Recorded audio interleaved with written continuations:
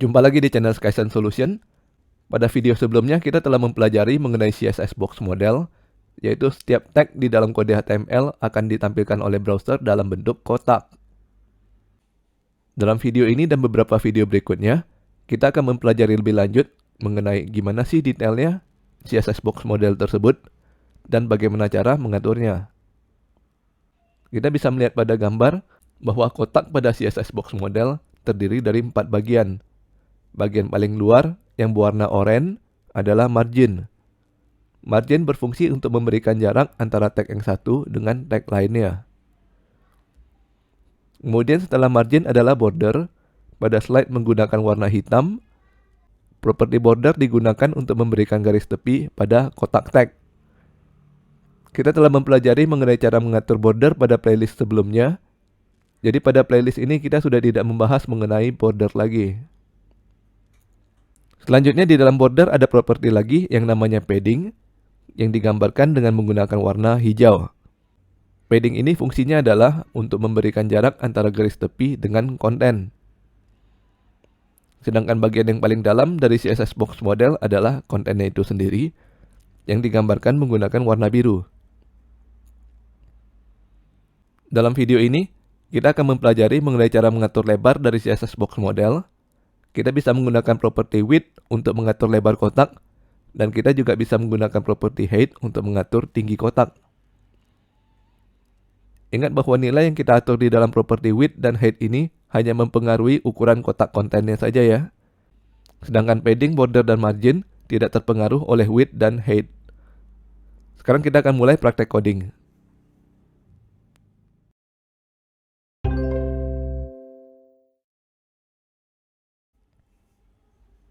Kita buka kembali kode dari playlist sebelumnya. Namun di sini kita menggunakan semua style default dari browser ya. Karena kita telah menghapus seluruh kode CSS-nya. Pertama judulnya saya ganti dahulu ya, menjadi belajar CSS layout. Karena kita sudah memasuki playlist baru. Pertama kita coba atur terlebih dahulu lebar dari paragraf pertama. Kita lihat pada kode HTML, paragraf pertama berada di dalam section dengan kelas judul utama. Jadi untuk mengambil paragraf pertama, kita bisa menggunakan selector, titik judul utama, spasi, lalu elemen P, diikuti dengan tanda titik 2, dan shadow class first of type.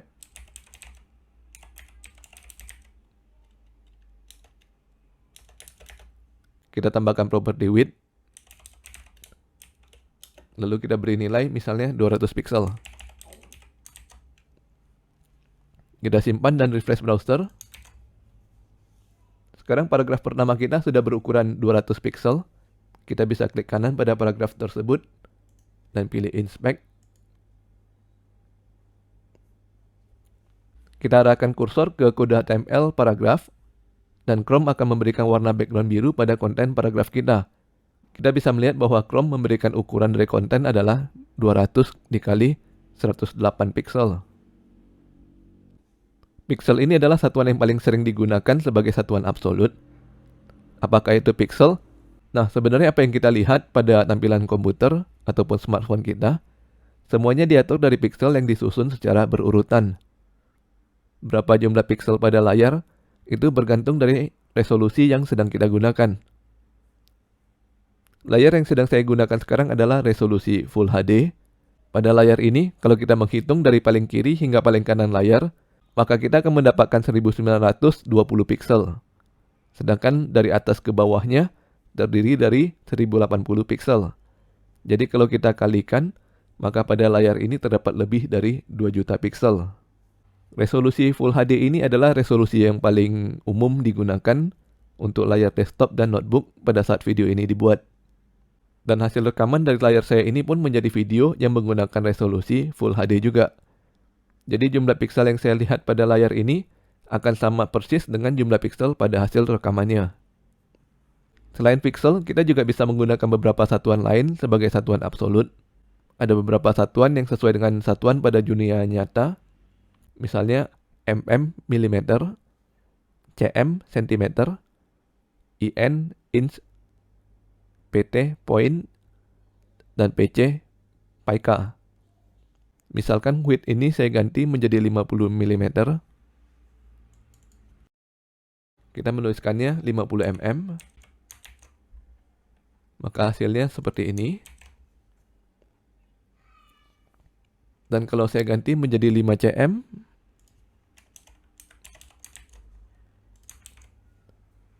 maka hasilnya tetap sama ya.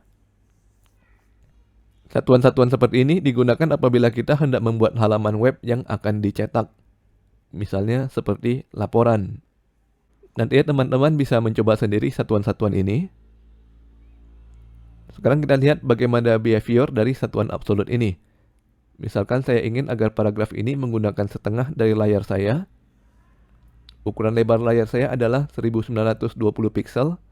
Maka kita masukkan nilai separuhnya yaitu 960 pixel. Kita simpan dan refresh layar. Nah, sekarang kalau saya maximize browser saya, maka bisa dilihat bahwa ukuran paragraf pertama adalah separuh dari lebar layar saya. Sebagai perbandingan, saya tambahkan dahulu konten dari paragraf kedua ya.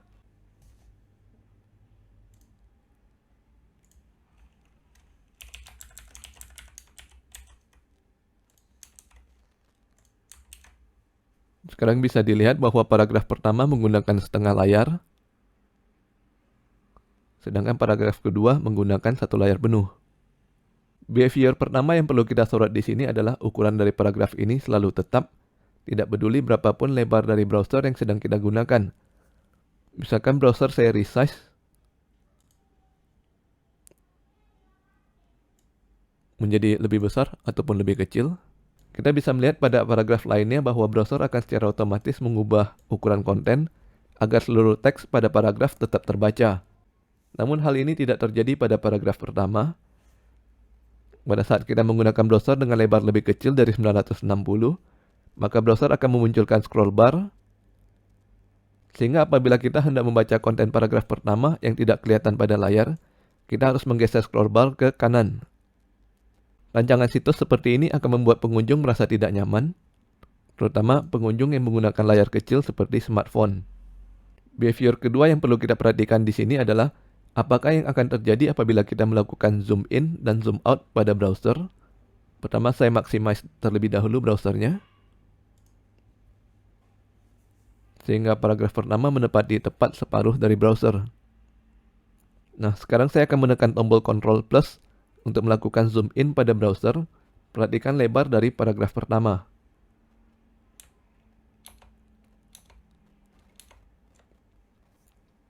Nah, setelah saya zoom in browser ke ukuran 150%, ternyata ukuran lebar dari paragraf pertama juga ikut berubah ya. Yang tadinya separuh dari lebar browser, sekarang menjadi 3/4 dari lebar browser. Namun apabila kita melakukan inspect,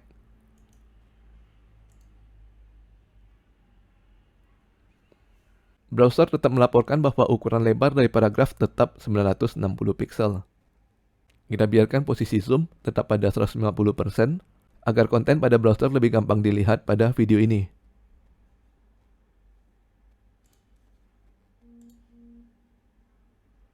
Selanjutnya kita akan membahas mengenai satuan relatif. Yang paling sering digunakan adalah persentase. Kita akan mengubah lebar dari paragraf kedua menjadi 50%. Kita buka kembali kode CSS kita. Kita tambahkan selector, titik judul utama, spasi, P.2, ends of type, buka kurung, 2, tutup kurung. Lalu kita tambahkan property width, titik 2, 50%. Kita simpan dan refresh browser. Sekarang paragraf kedua kita akan memiliki lebar 50% dari lebar browser. Perhatikan pada saat saya merubah ukuran browser,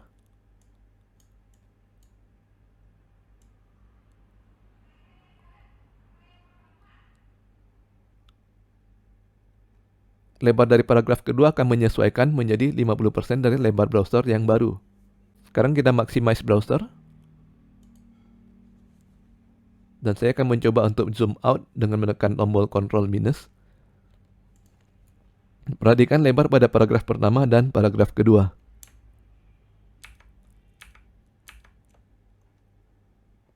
Pada saat saya zoom out, maka lebar paragraf pertama akan ikut mengecil, sedangkan lebar pada paragraf kedua tetap sama. Perhatikan lagi, karena saya akan zoom in kembali ke 150%.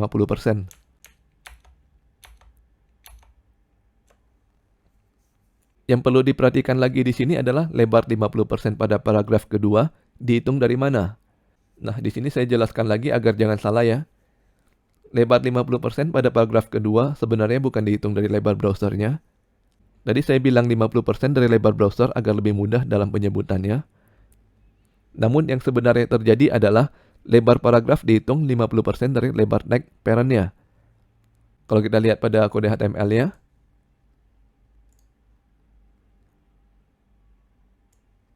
parent dari tag P adalah section dengan kelas judul utama. Kebetulan kita belum mengubah width dari tag parent, sehingga nilainya adalah 100% atau sama dengan ukuran lebar browser. Jadi lebar paragraf kedua seolah-olah adalah 50% dari lebar browser. Sekarang kita tambahkan selektor baru, yaitu titik judul utama.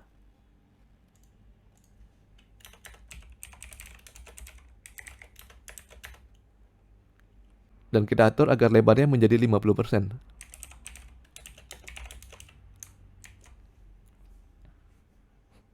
Nah, sekarang jadinya parent dari paragraf kedua berukuran 50% dari layar, sedangkan ukuran paragraf kedua adalah 50% dihitung dari 50% layar, atau akan menjadi 25% dari layar. Kita simpan dan lihat hasilnya pada browser. Perhatikan bahwa pada saat saya membesarkan atau mengecilkan browser, maka ukuran paragraf kedua akan menyesuaikan menjadi 20% dari ukuran browser yang baru.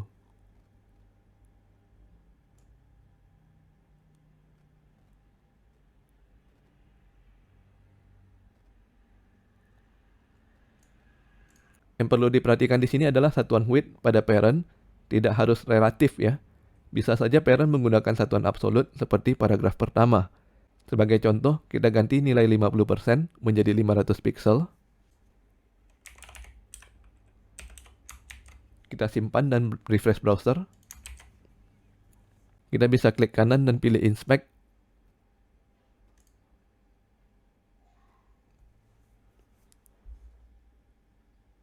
Kita lihat ke paragraf kedua.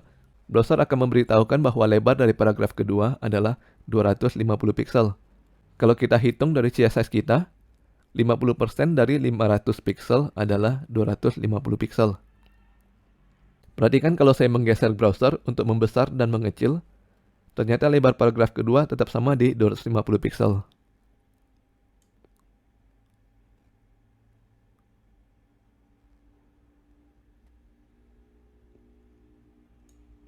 Lebar paragraf kedua berubah menjadi absolut. Jadi kalau kita menggunakan satuan relatif terhadap parent yang menggunakan satuan absolut, maka kita akan mendapatkan hasil absolut. Oke, sampai di sini dulu video kita kali ini. Bagi yang ingin mendapatkan source code dari video ini, dapat melihat deskripsi pada video. Jangan lupa subscribe ke channel Skysen Solution untuk mendapatkan informasi terbaru dari kami.